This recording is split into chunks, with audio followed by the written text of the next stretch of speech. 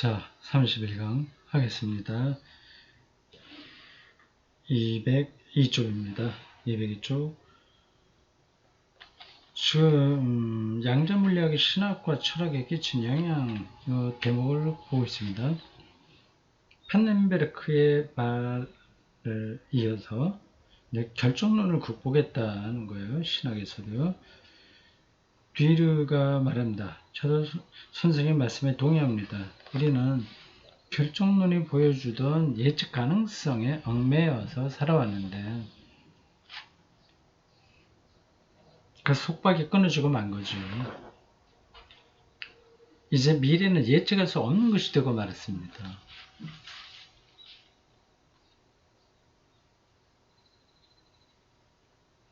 네. 기독교 신학에서는 열린 종말론이라고 합니다. 열린 종말론. 그렇다고 모든 것이 완전히 제멋대로 생겨나고 일어난다는 얘기는 아닙니다. 물론 미래는 열려 있긴 하지만 동시에 한계도 가지고 있어서 어느 정도 일정한 구조를 유지해야 한다는 거죠. 오늘날의 양자역학이 자유의지를 설명하는데 동원될 수는 없습니다. 자유의지는 우리가 스스로의 뜻에 따라 뭔가를 할 수 있음을 뜻하는 반면 양자역학은 앞으로 일어날 일을 확실하게 예측하는 일은 불가능하므로 다만 확률로 말할 수밖에 없다고 주장합니다. 그러니 이 둘이 같은 주장일 수는 없지 않겠어요?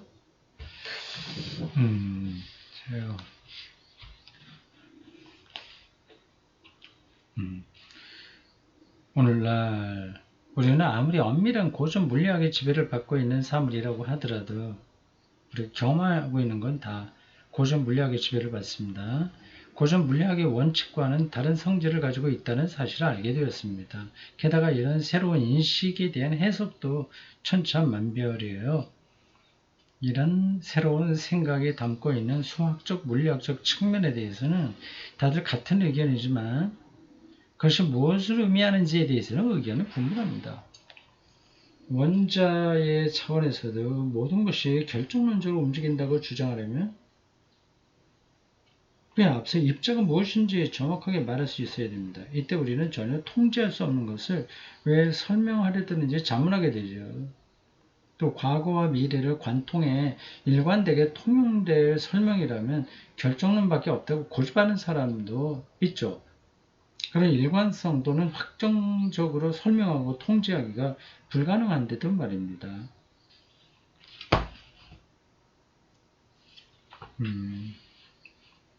이게 진화론, 부케트치가 말하는 엄격한 의미의 진화론은 어떤 조건이라면 이렇게 될 수밖에 없었다는 거 아니겠어요? 이렇게 이 결정되는 거 아닙니까? 조건만 그렇게 주어지면. 근데 양자역학에서는 조건이 그래 주어져도 그 똑같은 결론이 나지는 않습니다.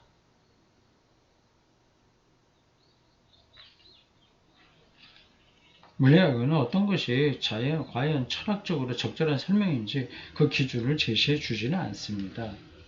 우리 물리학자들은 다만 전보다 훨씬 개방적으로 논의할 수 있는 여지를 마련했을 뿐이죠.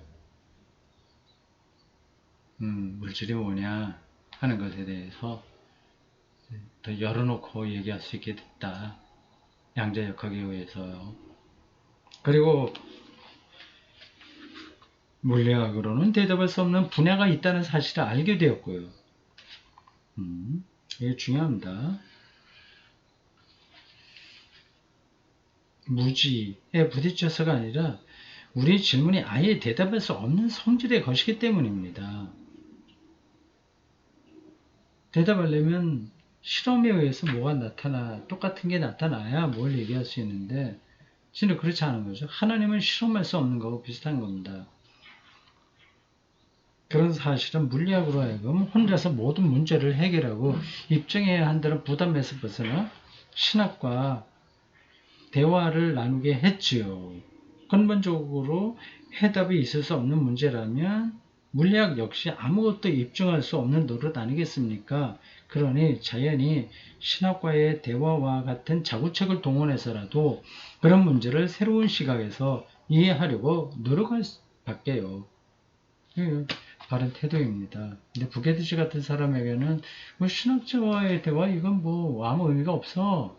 그냥 생물 이것도 뭐 근본적으로 물리학이나 마찬가지니까 그건 다 그 조건에 의해서 결정돼서 나타날 뿐이야. 그런 생각이 있잖아요, 부케티치가. 근데 앞에서 뭐 그렇지 않은 것처럼 얘기하기에 좀 이상하다 생각하는데 모르겠습니다.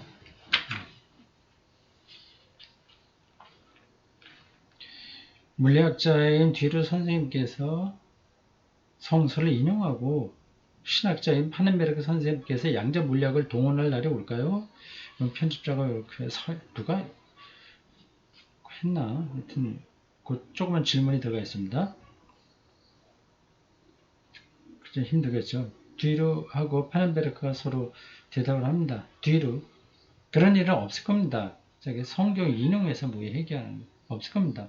그러니까 성경에 대한 이해도 또 하나의 전문적인 영역이니까 그걸 다 하긴 힘들죠. 한다고 하더라도 물리학으로 세계를 해석하고 바라보는 사람이 저는 다른 방향으로 보는 그 성경을 인용하기는 힘들겠죠. 뭐 어쩌다가 어떻게나 할 수 있습니다. 자연과학자가 시를 인용해서 자기의 논리를 증명한다? 이건 안 되는 거죠. 제가 보기에 성서는 너무 편협하거든요. 이건 좀 아닌데. 너무 편협하다. 편협하게 사람들이 보는 것뿐이지 편협한 게 아닙니다. 이렇게 뒤로처럼 생각이 넓은 사람도 이런 오해를 하고 있잖아요. 인용할 수 있으려면 성서를 좀 더 개방적이어야 됩니다. 개방적이지. 물리학이나 생물학이나 사회과학 이런 데도 개방적이죠. 제가 보기엔 그렇습니다. 성서와 사물을 이해하는 태도는 양자 물리학보다 엄격해요.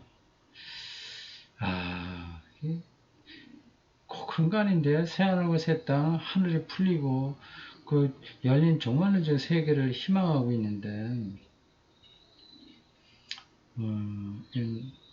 선입견입니다. 양자 물리학의 내용이 더 개방적이라고 하는 말이죠. 파넨베르크가 가만히 안 있겠죠. 파넨베르크.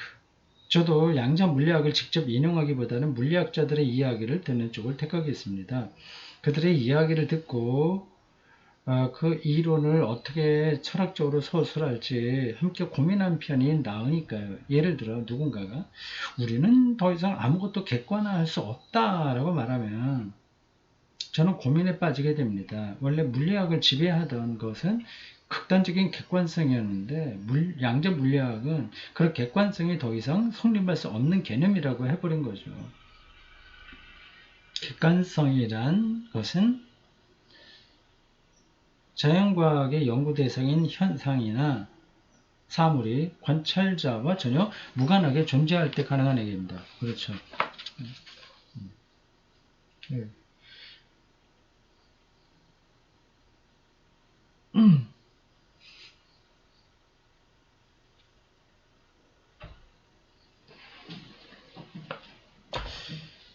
그런데 그런 생각이 이미 낡은 사고방식이 되고 말았어요. 반면에 철학은 오래전서부터 객체라는 말을 반드시 주체의 상대적인 개념으로 사용해 왔습니다. 주객도식을 넘어섰는데 이미 철학은 오래전에 그런 거죠. 객체라는 말을 다시 주체, 상대화되는 개념으로 상대. 그러니까 대상이라는 것은 주체와 따로 그 얘기는 따로 나눠서 생각할 수 없다는 얘기죠. 그렇지만 양자 물리학은 관찰 대상이 관찰자와 상관없는 것으로 객관화되는 경향을 완전히 무시하거나 반박하지는 않습니다. 물리학자라면 관찰자인 자신이 원하는 대로 대상을 파악할 수는 없는 법이니까요.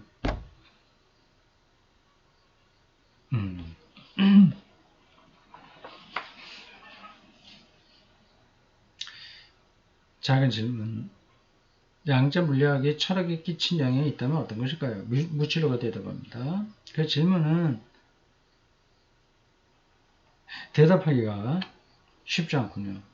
양자 이론과 철학에 동시에 정통하기란 어려운 일이니까요. 철학을 하려면 거기에 완전히 몰두해야 하고 물리학도 마찬가지일 테니 두 분야 모두 꿰뚫어 보기란 보통 일이 아니죠. 사실은 철학이 물리학을 소홀히 하고 있는 터에 물리학자들이 스스로 철학적인 반성을 하는 겁니다. 그러다 보니 깊이 있는 사색이 되지 못하는 경우가 흔하죠. 그러나 행여 철학자 쪽에서 비판적인 말이라도 나오면 물리학자들은 불쾌하게 생각하고요. 물리학자들은 자신들이 소외당하고 있다고 느낍니다. 사실 철학자들은 양자 물리학의 관심사에 대해 별로 생각하지 않으니까요. 사정이 이런 데다 양자의 이론이 부여하는 철학적인 의미와 관련해서 몇 가지 의문이 있어요. 고전 물리학이 가지고 있던 질서 정연한 세계라는 관념이 오늘날 뿌리째 흔들리게 된 건 사실입니다. 뒤로 선생님께서 말씀하신 대로 우리가 사는 세상은 개미집과 같아요. 멀리서 보면 그냥 가만히 있는 것 같지만 가까이서 보면 변화무쌍하다. 다만 그것이 우리에게 무엇을 의미하는지 규정하기가 어려울 뿐이죠. 저도 그 의미를 모르겠고요. 도대체 이렇게 돌아가고 있는 세계가 뭐냐, 무슨 의미냐 하는 거예요. 양자 이론이 전체성이라는 개념을 담고 있다는 건 의문의 여지가 없습니다. 그러나 그 전체성이 의식의 전체성이나 사회의 전체성이라고 할 때의 전체성과 같은 의미일까요? 아마도 아닐 겁니다.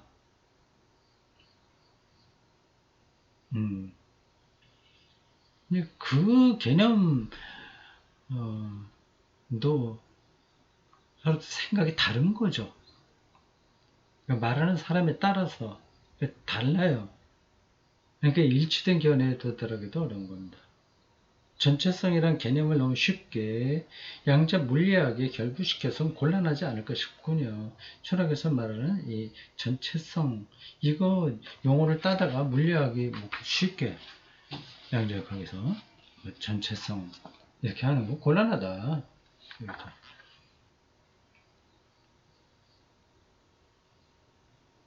아비 물리학이 먼저 어떤 결과를 얻어내면 철학이 그것을 수용한다는 식으로 양자 물리학과 철학의 관계가 이루어지는 건 아니라고 봐요.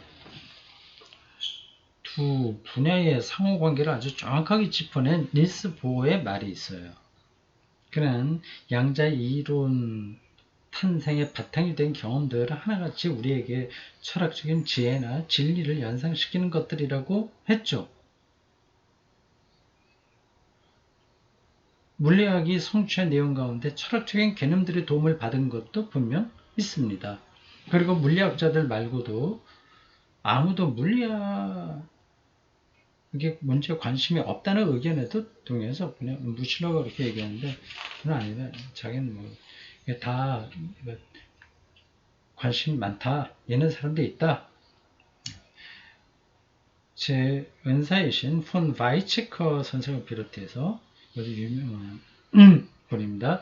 이분이 독일 대통령을 지낸 그분인지 그분의 형제인지는 모르겠습니다. 바이체커 대통령이 한 분 있었습니다. 바이체커 선생을 비롯해서 적지 않은 사람들이 양쪽의 분야를 넘나들고 있습니다.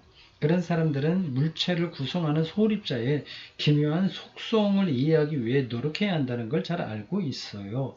그 속성이 기묘하다는 얘기는 소립자는 그것을 다루지 않을 때는 존재하지 않다가 누군가 그것을 다루게 되면 그제서야 비로소 자신의 속성을 드러내며 다가오기 때문이죠.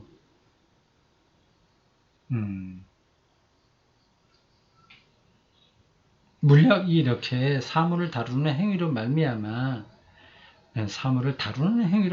가능해진다는 것을 두고 물리학자들은 물리학이 행위의 과학이라고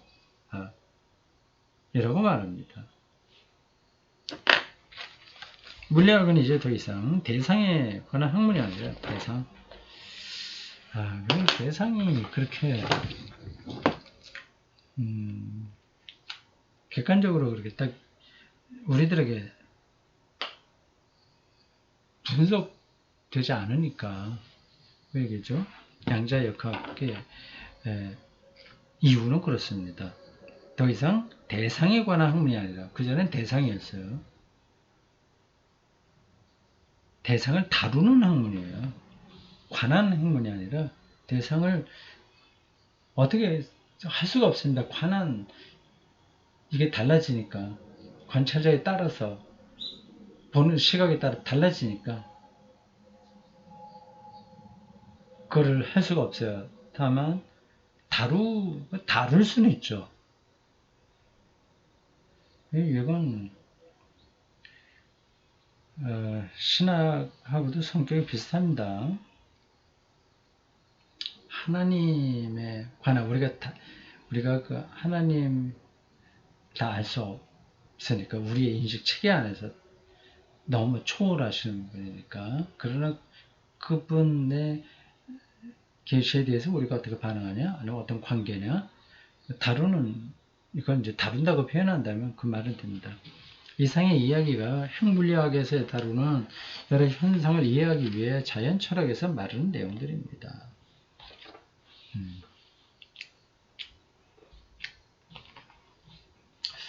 뒤로 함께 대화를 나누면서 제가 느끼는 근본적인 어려움을 말씀드리고 싶네요.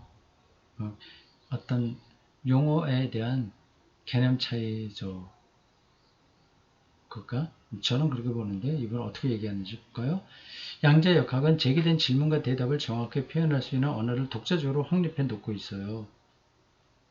그 언어는 일상의 언어로는 전달할 수 없는 일종의 추상적인 구조물이죠.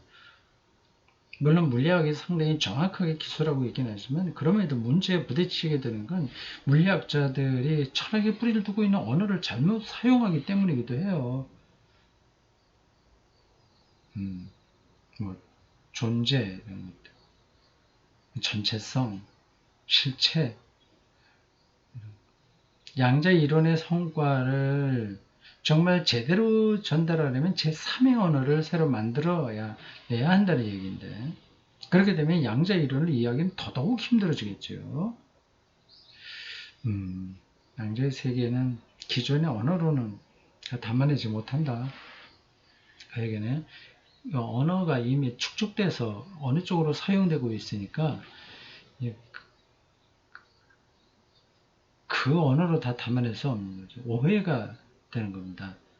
그렇다고 양자 이론의 내용을 사실 그대로 전달하기 위해 수학이라는 형식을 빌린다면 그것을 다시 일상 언어로 옮기기란 거의 불가능해질 테고요.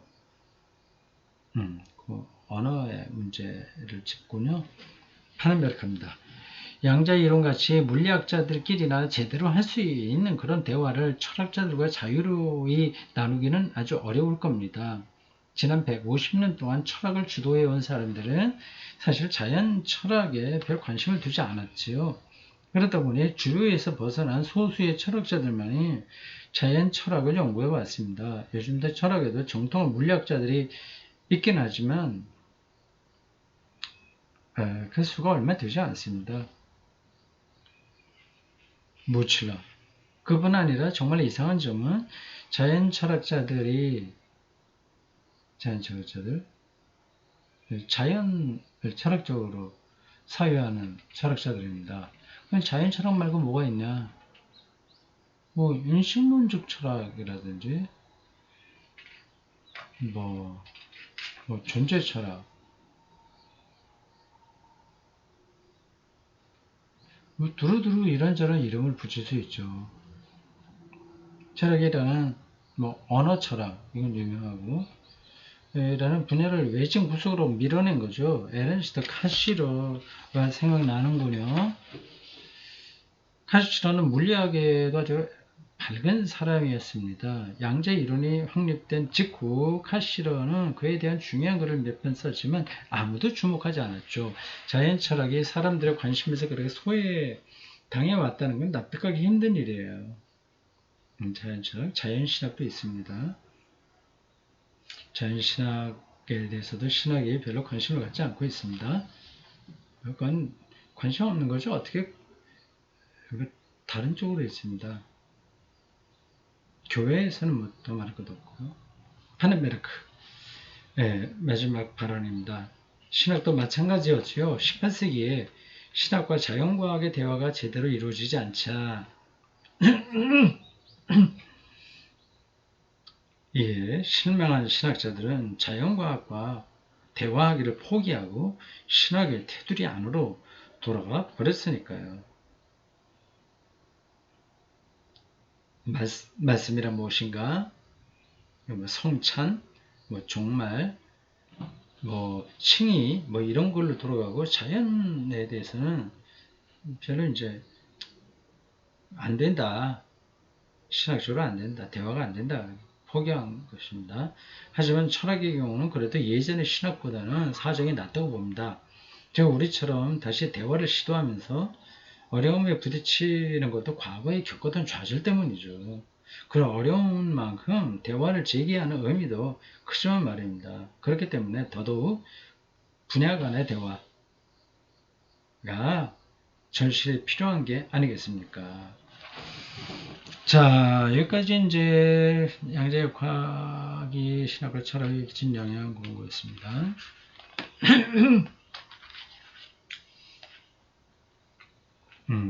이제 마지막 챕터 4장 새로운 세계관을 향하여 여기 들어가기 전에 이제 대화의 다가서기 곧 잠깐 들어갑니다.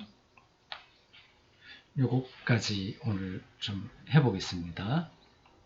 209쪽입니다. 모리의 그늘을 벗겨내는 사흘간의 대화, 이런 타이틀에 담겨 있네요. 사흘 동안 계속된 이 대화에서 여러분 각각 무엇을 얻었는지요? 이제 대담은 이걸로 이제 끝나는 것 같습니다. 사흘 동안. 그리고 그 뒤로는 각각 자기 입장에서 쭉 이야기하는 거예요. 대담은 끝났습니다. 자, 각각 어떤 것을 얻었는지 발언합니다. 들어보십시오. 아비.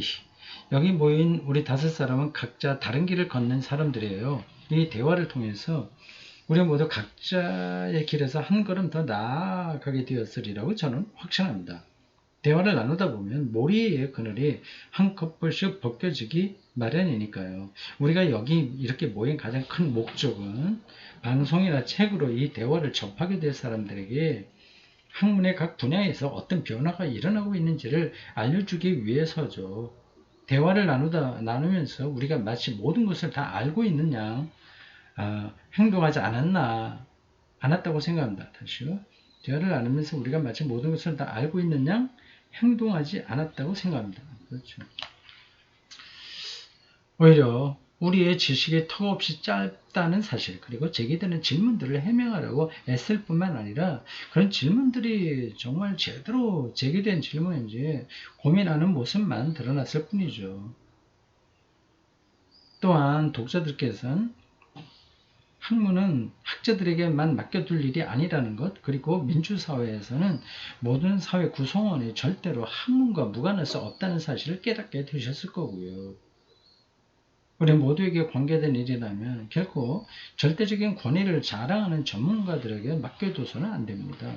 이 대화가 질문들을 제대로 파헤치고 있는지에 대해서 모든 사람들이 나름대로 자신만의 견해를 가져야 해요. 학문이 우리 사회의 미래에 도움이 될 만한 결론을 제시하느냐 못하느냐, 우리가 알아내려고 하는 내용이나 미래 사회를 좌우할 지식에 대해 의식의 일치를 끌어내느냐 그렇지 못하느냐에 달려 있다고 하겠습니다. 하나메르크 간략하게 얘기합니다. 의견의 차이는 있었지만 지난 사흘 동안 우리는 시간이 흐를수록 서로를 더 잘 이해하게 되었습니다. 그래서 이런 대화가 의미 있는 것이겠지요. 부케티치, 서로 견해가 엇갈리는 점이 정말 많았어요. 이 사람이 특별히 그렇게도 느꼈을 겁니다. 부케티치가. 사흘이 아니라 3주간을 머리를 맞대고 있었더라도 완전한 합의를 끌어내긴 힘들었겠지만 서로 의견이 다르다는 사실이 대화에 방해가 되지는 않았습니다. 학문, 철학, 사색, 대화 같은 게 좋은 이유가 서로 다른 의견을 가지고 공존할 수 있기 때문이죠.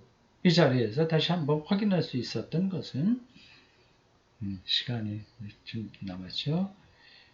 획일적인 방법으로는 다룰 수 없는 문제가 참 많다는 사실이에요. 그래서 우리 가운데 어느 누구도 자신의 완벽한 진리를 전하고 있다거나 사물의 궁극적인 원인과 결과를 알고 있다고 교조적으로 주장할 수가 없죠. 이건 여러분들도 이건 좀 기억해 둬야 됩니다. 다른 분들도 다 그렇게 생각하고 있는 건데 제가 앞에서도 또 언급한 것으로 보입니다. 이 전문가가 돼도 이거 잘 모르는 거예요. 솔직하게. 그러니까 나는 뭐 그렇게 공부를 많이 한 사람이 아니니까 몰라. 그래 저 사람들은 많이 할 거야. 상대적으로 좀 더 아는 거죠. 근본에서는 큰 차이가 없습니다. 근데 그 작은 차이가 또 중요하기도 합니다.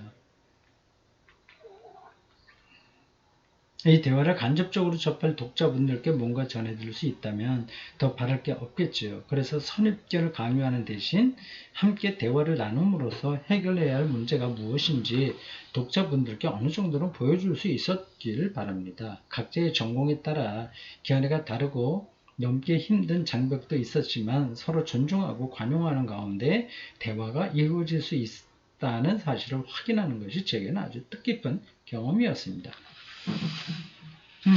자, 이제 두 사람 남았죠.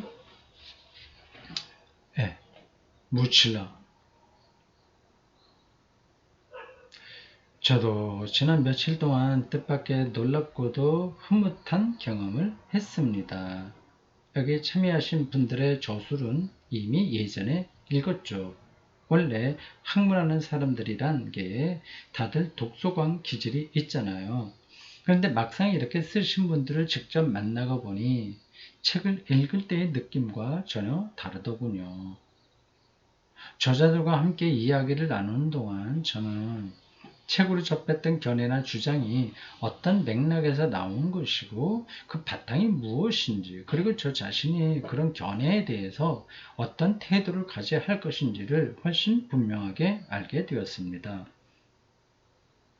학문의 세계는 서로 추상적인 관계로밖에 만날 수 없는 공간인지라 추상적인 관계 이렇게 직접 머리를 맞대고 논의하는 모습이 더더욱 소중하게 느껴지지 않나 싶네요. 저로선 정말 더할 나위 없이 뜻깊은 체험이었습니다. 이렇게 5사람이 다 모이기 힘들었을 겁니다. 시간 3일 동안 모여서 얘기했다면 굉장히 긴 시간이고 다들 바쁜 사람들인데 누가 기획했는지 모르지만 어느 방송사에서 했을까요? 참 어려운 모임을 했네요. 프롤로그에 나와 있을 텐데 자 마지막으로 뒤르 선생입니다. 여기 오신 분들의 의견이 서로 다르다는 사실은 새삼 놀랄 일도 아니지요. 다만 여전히 궁금한 것은 우리가 정말 서로 같은 주제를 두고 대화하고 있다고 믿어도 좋을 공통의 언어를 찾아낼 수 있을까 하는 점이에요. 이 공통의 언어, 그러면 하나님이라든지 전체성이라든지 절대 생명이라든지 아까 앞에서 나온 벨트제일 세계 영혼이라든지 이러한 공통 뭐 그 하나가 있었으면 좋겠는데 아쉽다는 것으로 보여요. 같은 개념을 서로 다른 의미로 사용하는 게 여전히 해결되지 않은 문제로 남아 있으니까요. 그 앞에서 제가 얘기했죠. 그게 언어가 이게 개념들이 서로 다르게 각인되어 있으니까 서로 대화에 어떤 그 초점들이 약간 삐끗삐끗 이렇게 어긋날 수 있습니다. 계속 그 문제가 요 뒤로 선생에게는 있군요. 상대방이 사용하는 특정한 개념이 무엇을 의미하는지 알아차리지 못하는 것만큼 대화를 가로막는 심각한 장애물도 없을 겁니다. 어떻게 하면 그런 문제를 해결할 수 있을까 종종 고민해 봅니다만 추상적인 언어보다는 누구라도 동의할 수 있을 정도로 보편성을 지닌 구체적인 언어가 있어야 할 것 같습니다. 하나님이 관념적이고 추상적인 언어잖아요. 이제 구체적인 걸로 표현할 수 있어야 대화가 가능한 거죠. 그런 언어를 많이 사용하면 할수록 우리의 생각도 더욱더 정확하게 밝힐 수 있게 되겠지요. 이번 대화에서도 극심한 의견 대립이 있었고 뭐 이렇게 잘 정리된 책으로 나왔지만 그 모습들이 보입니다. 부케티츠가 특별히 많이 그랬어요. 또 그렇기 때문에 이런 대화를 풀어갈 실마리를 찾았다는 생각도 들었고요. 그 실마리를 따라가다 보면 결국에는 우리가 이러저러한 개념을 어떻게 이해하고 있는지 제대로 표현할 수 있게 되겠죠. 그렇게 되면 상대방이 이야기하는 말을 이해하지 못해 제대로 접근할 수 없었던 영역도 자유로이 넘나들 수 있게 될 테고요. 이렇게 각 분야의 언어를 이해하게 되면 그것에 대한 사색이 가능해질 것이고 또 그렇게 되면 사람들은 자신만의 견해를 쌓아가면서 어떤 이야기가 얼마만큼 자신의 견해와 닿이는지 생각이 되겠죠. 됐습니다. 여기까지 이제 이 사람들의 대담이 다 끝났습니다. 마지막 4장 새로운 세계관을 향하여 라는 이 주제는 대담으로가 아니라 각자 자기 생각을 정리하는 것으로 채워집니다. 조금 더 일관성이 있겠죠? 이렇게 되면요. 자, 오늘 여기까지입니다.